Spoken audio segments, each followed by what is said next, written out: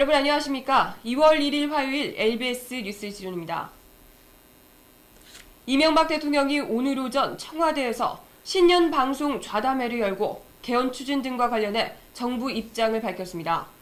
이 대통령은 야당은 물론 여당 일부에서도 부정적 전망이 나오고 있는 개헌 문제와 관련해 여야가 머리만 맞대면 복잡하지 않다며 개헌은 늦지 않았고 올해가 괜찮다고 생각한다고 밝혔습니다. 또한 이 대통령은 과학 비즈니스 벨트 유치 선정과 관련해 선거 유세에서는 충청도에서 표를 얻으려고 관심이 많았을 것이라며 대선 당시 공약한 충청권 유치가 확정은 아니라는 식으로 말해 논란을 불러일으켰습니다. 이 대통령은 패널인 정관용 교수의 백지 상태에서 출발하자는 것이냐는 질문에 위원회가 새로 발족하지 그렇다. 그게 맞다. 그러면 잘할 것이라고 말했습니다. 남북대화와 관련해서 이 대통령은 북한이 변화할 시기를 만난 것 아닌가라면서 필요하면 정상회담도 할 수 있다고 말했습니다. 하지만 그러면서도 이 대통령은 도발에는 강력한 대응을 하는 것이 도발을 줄이는 것이라고 기존 입장을 되풀이했습니다. 또한 이 대통령은 육자회담이든 남북회담이든 북한의 자세가 바뀌어야 성과를 낼 수 있다고 말했습니다. 야당은 이명박 대통령의 신년 방송 좌담회에 대해 4.27 보궐선거를 앞두고 방식과 형식을 바꾼 또 다른 정치 광고였다고 비난했습니다. 차영 민주당 대변인은 오늘 브리핑을 통해 국민은 물가 불안, 안보 위기, 구제역 문제에 대한 변명이 아닌 사과를 듣고 싶었으나 시종일관 웃음을 지으면서 하는 대통령의 대화, 국정 설명에서 진정성을 찾기 힘들었다고 지적했습니다. 또한 차 대변인은 이 대통령이 개헌 추진 의지를 내비친 것에 대해 여당의 유력 주자인 대권 주자를 무력화시키고 레임덕을 선거구제 개편으로 막아보겠다는 국정 전환용이라고 비판했습니다. 우희영 민주노동당 대변인은 정부화 시대, 스마트 시대에 방송을 장악하고 독점 출연해 연출해서 명절 국민 여론을 호도하기 위한 좌담회 이상도 이하도 아니었다면서 특히 과학 비즈니스 입지 선정 논란에 대해 연초부터 충청 주민들은 대통령의 날벼락 같은 선전포고를 듣게 됐다고 꼬집었습니다. 강상구 진보신당 대변인도 대통령 좌담회를 본 국민들은 불편함을 넘어 불쾌감을 느꼈다며 치적자랑과 남탓하기로 일관된 종합 불량품 세트는 대통령이 설 선물로 내밀기엔 너무 함량 미달이라고 비판했습니다.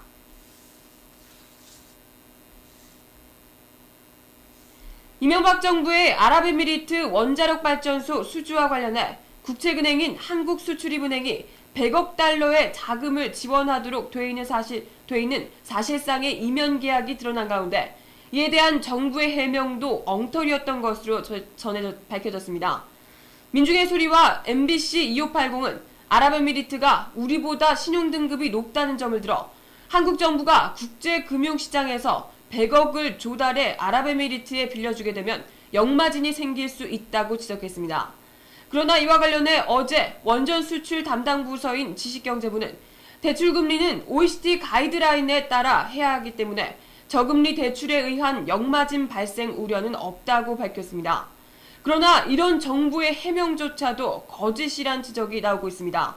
OECD의 가이드라인의 강제력이 미미할 뿐 아니라 그나마 이 가이드라인에는 수출 금융기관의 조달금리를 제한하는 조항도 없기 때문입니다. 게다가 현재 한국 정부의 낮은 신용도 때문에 수출입은행은 국제금융시장에서 4에서 5%대의 높은 금리로 자금을 조달할 수밖에 없는 상태입니다. 지난 31일 미국 국채 금리가 3.33%인 점을 감안하면 역마진은 피할 수 없다는 얘기입니다.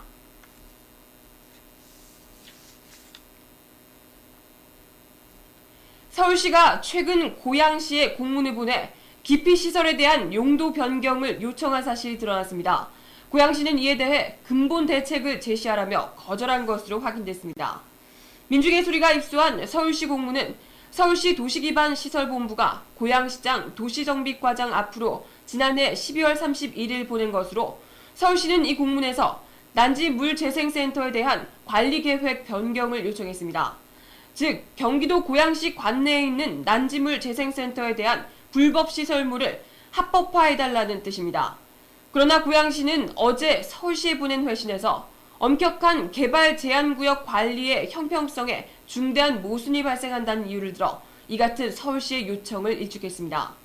고양시 관계자는 서울시의 난지물 재생센터 관리계획 변경 요청에 대해 그동안 문제가 됐던 고양시 관내 서울시 불법 기피시설 문제에 대한 해법을 내놓기는커녕 오히려 이를 합법화해달라는 것이라며 고양시와 시민을 모독하는 것이라고 불쾌하다는 반응을 보였습니다. 한편 앞서 고양시는 1월 11일 관내에 있는 서울시 운영 불법시설 60건에 대해 행정 대집행 영장을 발부했습니다.